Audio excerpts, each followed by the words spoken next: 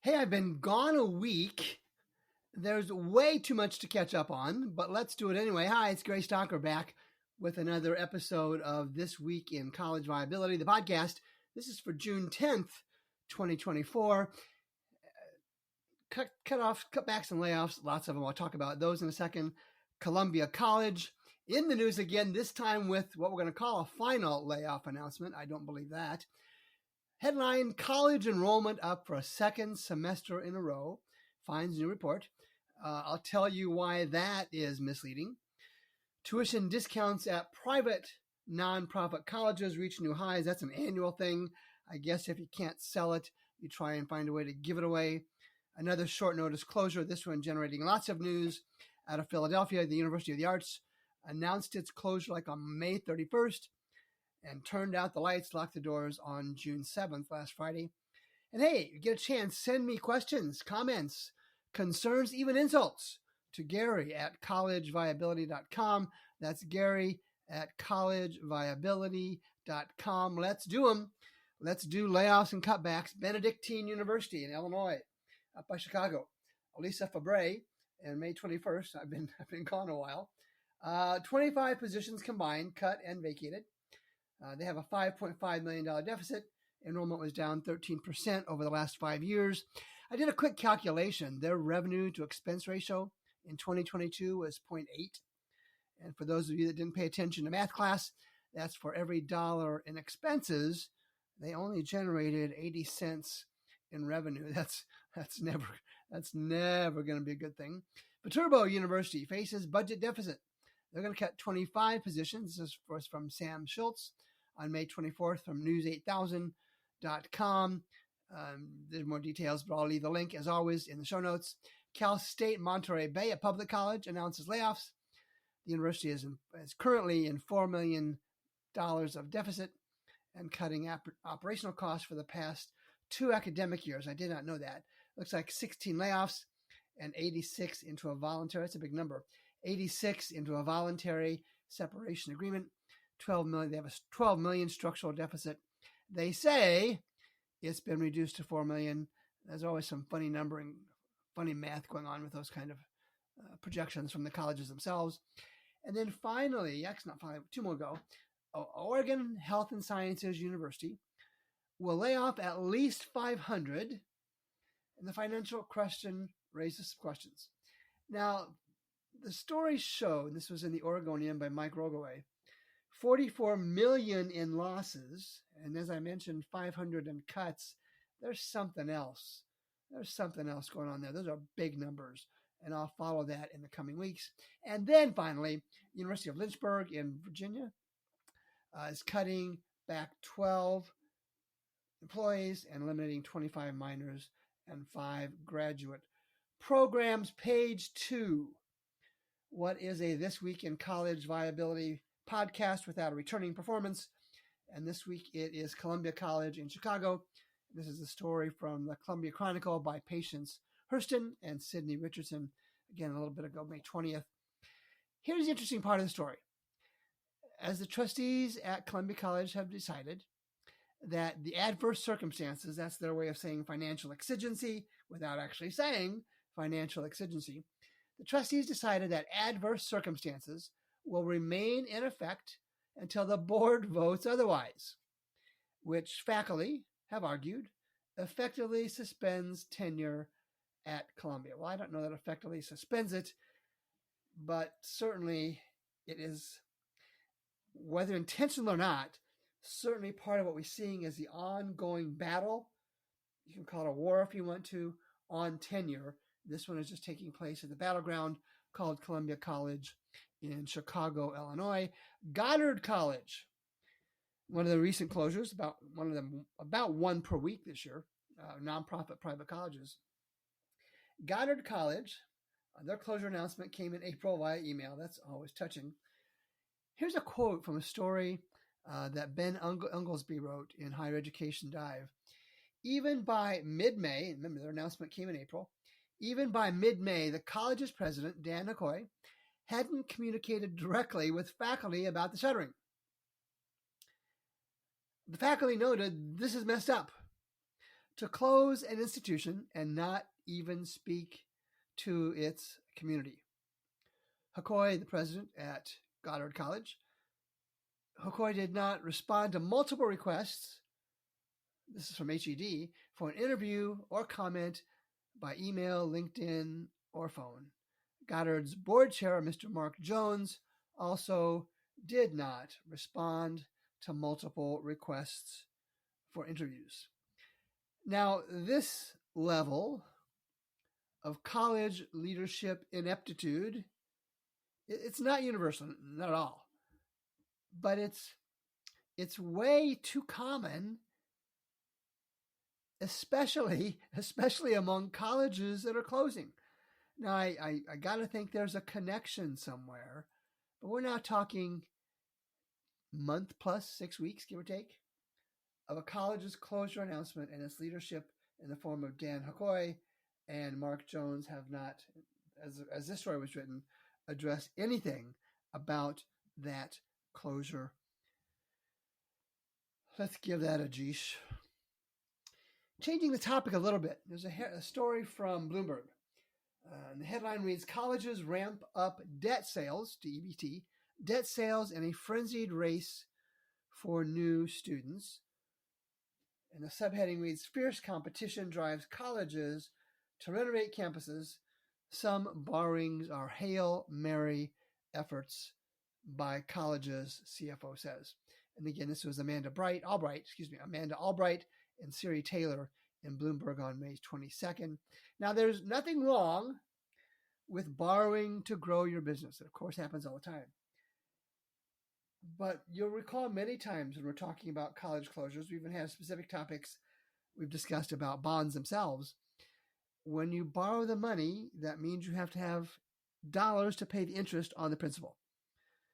And that means you have fewer dollars to invest in faculty salaries, campus amenities, students, programs, all that kind of stuff.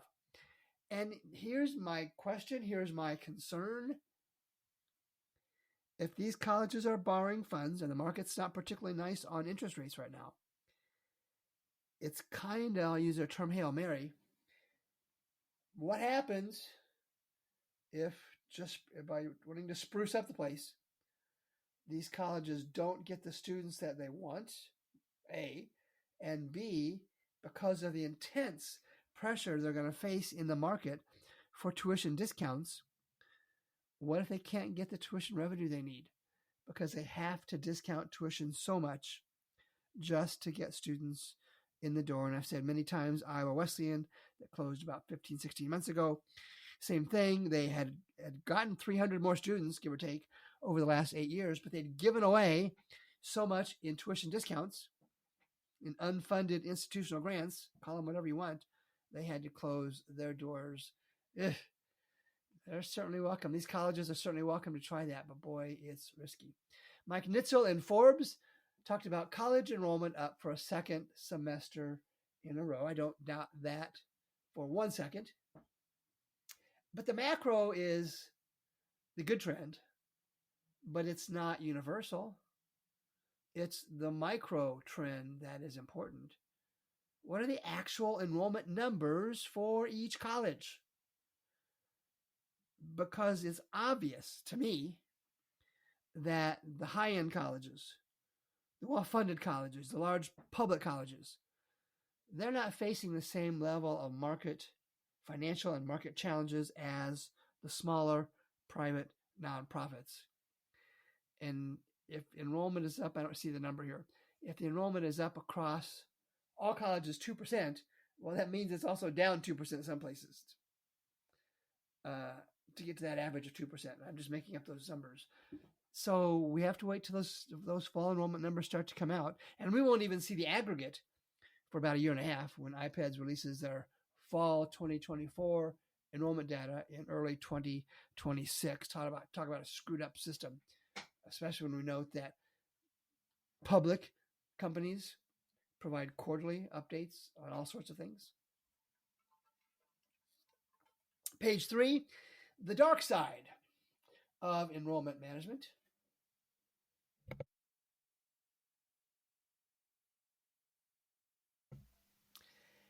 This article is from the Chronicle and Stephen Bird, and it uses Clemson University as a case study for financial aid leveraging.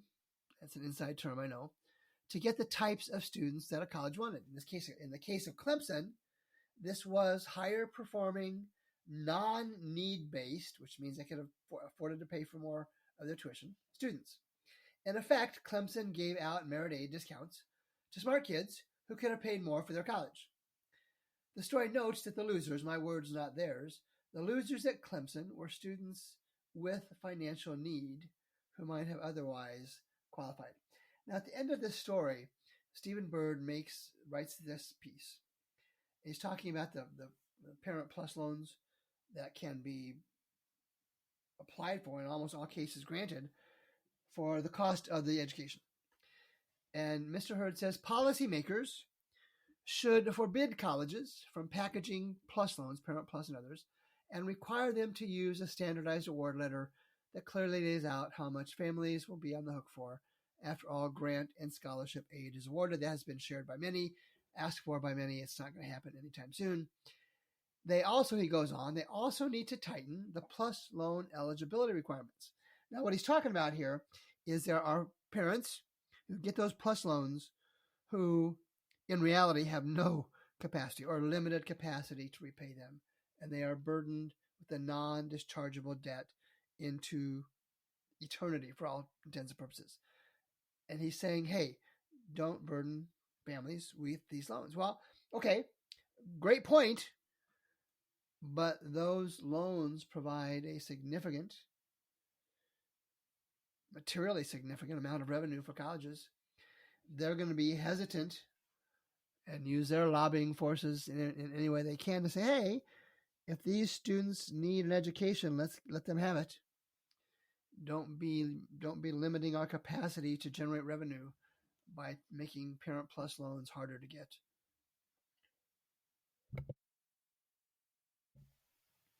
Tuition discount rates at private nonprofit colleges reach new heights. This is from Natalie Schwartz in Higher Education Dive, and the rate for the last reported year was 56.1% for first-time full-time students. And this is from the National Association of College and University Business Officers. And like I said in the intro, I guess if you can't show value for education, give it away. And some can afford, some of these colleges certainly can't afford it, but those ones that can't afford that 56, 60, 65% tuition discount, they're the ones that are going to go away.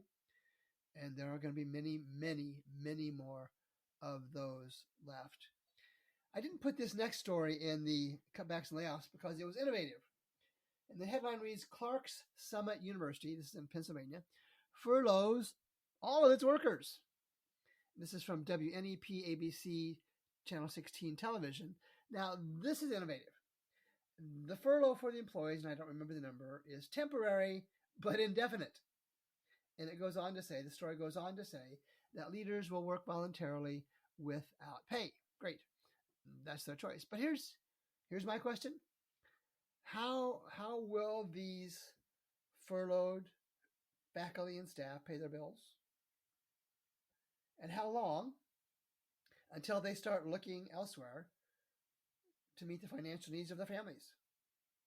And for students, there's almost certainly a nationwide realization that the college closure bandwagon is underway with no end in sight.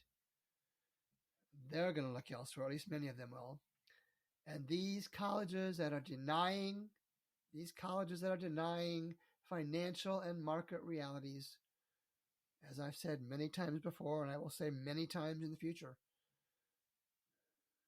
they're only hurting their students. They're only hurting their faculty and their staff and their communities by not turning out the lights now, not later. Folks, the writing is on the wall. Don't delay it. It's not going to change things. Page 4. I saved the University of the Arts story for the last part of today's podcast. And it closed.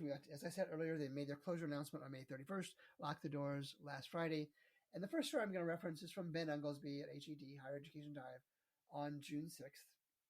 And the news of the institution's shutdown first came from the Middle States Commission, their accrediting agency. But the accreditor in Ben's story says it wasn't supposed to happen that way. All right, fair enough.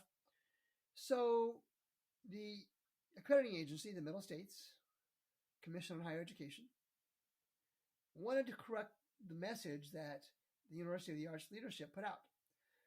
The Middle States Commission made public the news that the Philadelphia-based University of the Arts would shutter before, yes, that's right, before the university did. And when the University of Arts board chair Judson Aaron and President Kerry Walk published a statement later that same day, and I think this was May 31st, they said the Middle States Commission on Higher Education elected to withdraw UArts, that's their shortcut name, UArts accreditation, and announce it before we could communicate it with you. That, ladies and gentlemen, boys and girls, is not true. In a statement, because now we're playing tit for tat, in a statement on Wednesday, that was last week, Middle States sought to correct the record. Good for them. According to the accreditor, Middle States President Heather Perfetti asked Walk, the president at UArts, to immediately notify campus stakeholders of the university's pending closure before the accreditor's announcement came out on May 31st. All right, so heads up, Middle States said. We're letting the world know on May 31st. You've got, I think, 2 days is what I read into this. They had 2 days. UArts had 2 days to give their stakeholders a heads up. In a statement, the accreditor said that UArts notified it on May 29th of plans to close. They said because of a cash flow issue, probably, which came before the decision by Middle States to pull the private nonprofits accreditation. Middle States asked the university for details on how and when the institution became aware of the cash flow problem. That's a good question. They're going to say, oh, just a couple minutes ago. And financial details and more. And they gave them a deadline of noon Eastern time on May 30th. The university missed the deadline, and ultimately Middle States said the information it did get was insufficient. In seeking to correct the record, the story continues, Middle States also said its accreditation withdrawal did not cause University of the Arts closure, as it said some in the media have reported. And now there have been protests going on at University of the Arts since last week, and they continue over the weekend, I think even into this early part of this week. And that's fine. Protests are what colleges do well. But this is another example of leadership and board leadership ineptitude. How can you not project cash flow issues? Did the lawn mowing costs jump up all of a sudden? They couldn't afford to pay the lawnmowers? I'm being silly, of course, but there's more. So just this morning, this is on Monday, June 10th, this story came out of the Philadelphia Inquirer. University of the Arts had explored a possible merger with Drexel University, also in Philadelphia, 2 years ago, but it didn't materialize. And this is a story in the Inquirer from Susan Snyder and Kristen Graham. And the essence of the story is Drexel's president said, UArts wanted only a partial partnership. I have no idea what that is. And Drexel didn't think that was enough, and rightfully so. So, again, these colleges wait too long. This was 2 years ago, let me remind you.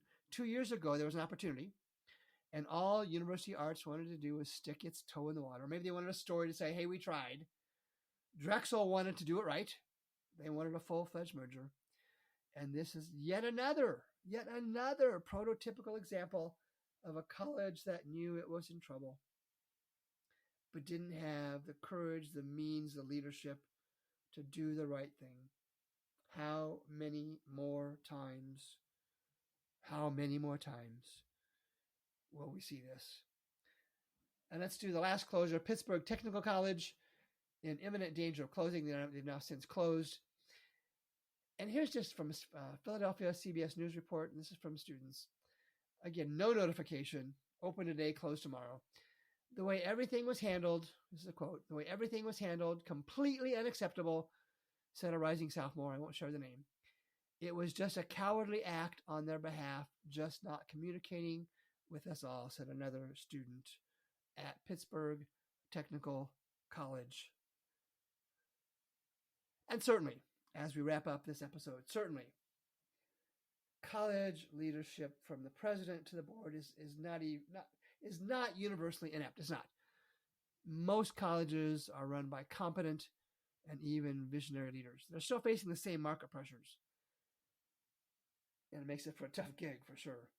Yet colleges like Northland up in Wisconsin, Wells College in New York, and now this week, University of the Arts in Pennsylvania, are just the recent cases where this is not the case, where these leaders clearly are way in over their heads.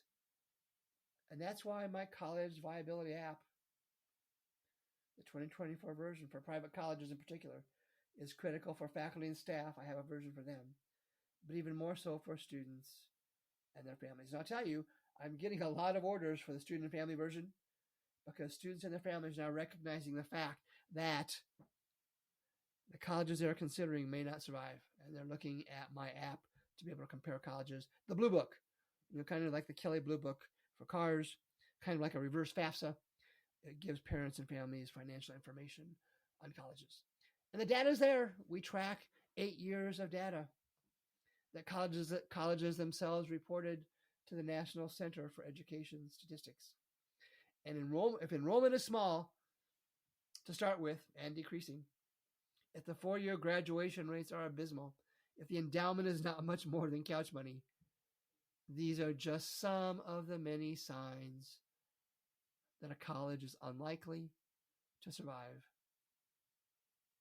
There are, as I record this on June 10th, there are too many students and families being burned by colleges without sufficient financial resources to provide a good college education.